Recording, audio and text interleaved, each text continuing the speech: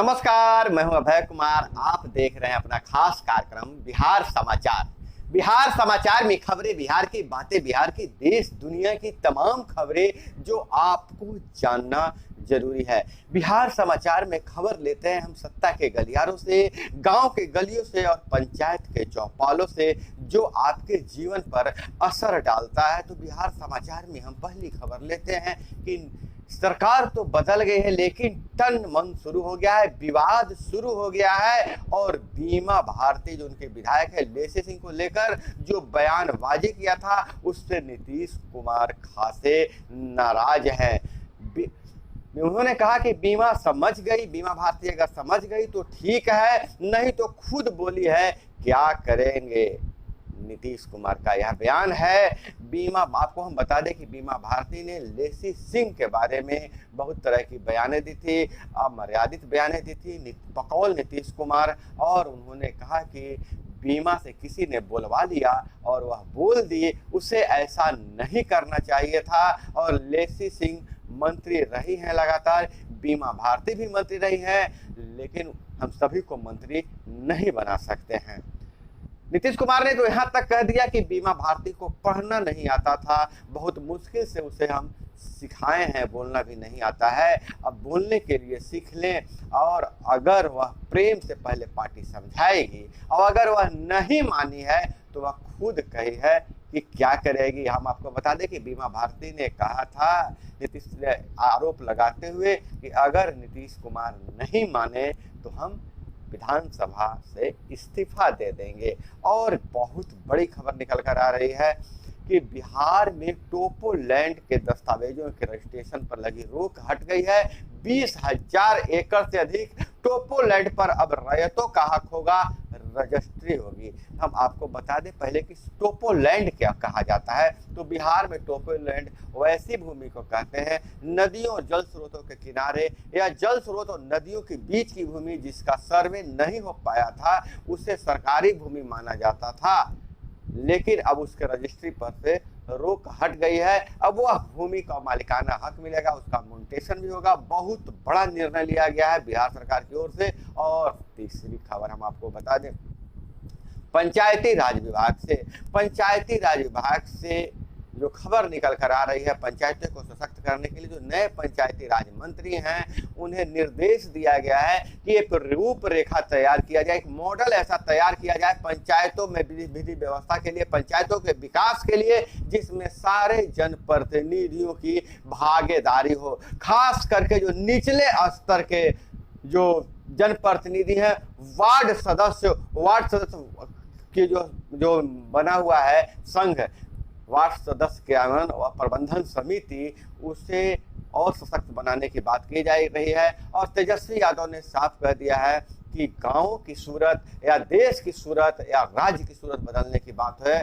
तो पंचायतों को सशक्त बनाना होगा। अब पंचायतों को सशक्त बनाने के लिए जितने भी संस्थाएं हैं पंचायती राज के, ऊपर से नीचे तक सत्ता का विकेंद्रीकरण करना होगा और खास करके वार्ड स्तर पर लोगों को सशक्त बनाना होगा। उन्होंने यह भी बताया, निर्देश दिया है कि पंचायतों के विकास में ग्राम कचहरियों का क्या योगदान हो सकता है, इस पर भी विचार किया जाए। एक मसौदा तैयार किया जाए, मंत्री को निर्देश मिला है कि जिसमें जो ग्राम कचहरी के सरपंच और पंच हैं उनकी भी भागीदारी सुनिश्चित किया जाए। हालांकि इससे पहले भी पूर्व मंत्री सम्राट चौधरी ने भी सरपंच और पंच को वित्तीय अधिकार देने की बात कही थी, विकास में भागीदारी देने की बात कही थी, लेकिन अब सत्ता बदल गया है और नया मसौदा तैयार हो रहा है।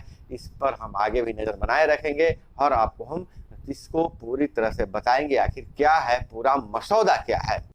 और गलत सूचना फैलाने वाले यूट्यूब चैनलों पर रोक लगेगी और ऐसे 8 यूट्यूब चैनलों को रोक लगा दिया गया है जो गलत सूचना फैला रहे थे। हालांकि सारे के सारे यूट्यूब चैनल पाकिस्तान से हैं और इधर भूमिहीनों का सर्वे 3 माह में हर भूमिहीन को 5 डिसमिल जमीन दिया जाएगा। राजस्व व भूमि सुधार मंत्री ने दी जानकारी कि हर भूमिहीन को 5 डिसमिल जमीन दिया जाएगा। और इधर कानून मंत्री कार्तिकेय के मामले पर सीएम डिप्टी सीएम ने रखी अपनी बात। नीतीश कुमार ने कहा कि देखा जा रहा है कि मामला क्या है, जो मामला है उस पर कार्रवाई होगी। वहीं तेजस्वी यादव बोले कि कोर्ट का आदेश जो होगा उसे माना जाएगा।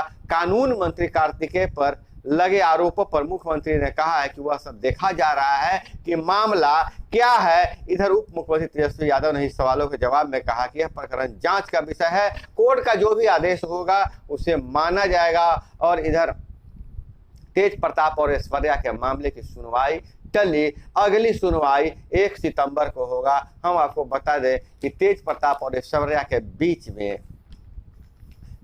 विवाद चल रहा है, दोनों के बीच तलाक का मामला चल रहा है। उसकी सुनवाई अब अगले तिथि तक के लिए बढ़ा दिया गया है। और इधर दो बड़े मसले पर सुनवाई, हाई कोर्ट सख्त, और एक और सरकार से मांगी रिपोर्ट तो दूसरी तरफ विश्वविद्यालयों को दिया अल्टीमेटम।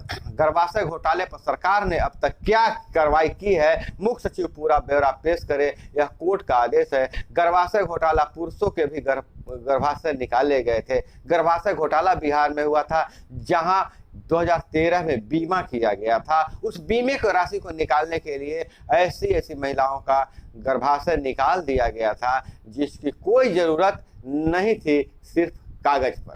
और यहाँ गर्भाशय घोटाला का यहाँ तक हुआ था कि पुरुषों का भी गर्भाशय निकाला गया था, लेकिन कागज पर बहुत बड़ा स्कीम था। इस पर हाई कोर्ट सख्त है। और वहीं सभी विश्वविद्यालय यूजीसी को उपयोगिता प्रमाण पत्र 2 दिन में सौंपे, नहीं तो वीसी का वेतन रोका जाएगा। याचिकाकर्ता ने कहा कि 124 करोड़ का प्रमाण पत्र लंबित है और वहीं व्यवस्था बदल दी गई है।